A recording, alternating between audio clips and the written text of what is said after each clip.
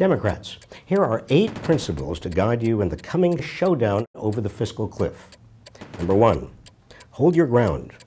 The wealthy have to pay their fair share of taxes. That's what the election was all about, and you won. It's only fair they pay more.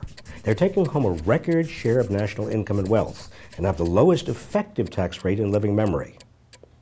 Number 2, you're in a strong bargaining position.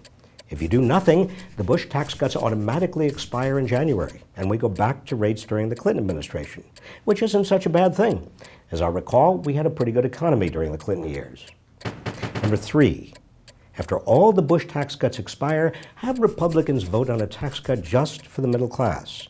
If they refuse and try to hold those tax cuts hostage to tax cuts for the wealthy, it will show whose side they're on, and they will pay the price in 2014. Number 4, don't fall for Republican offers to limit some tax deductions on the wealthy. Demand we go back to higher tax rates on the wealthy and eliminate their unfair tax loopholes so they truly start paying their fair share. Number 5, don't sacrifice Medicare or Social Security or programs for the poor. Americans depend on these safety nets and can't afford any benefit cuts. Number 6, don't cut investments in our future prosperity.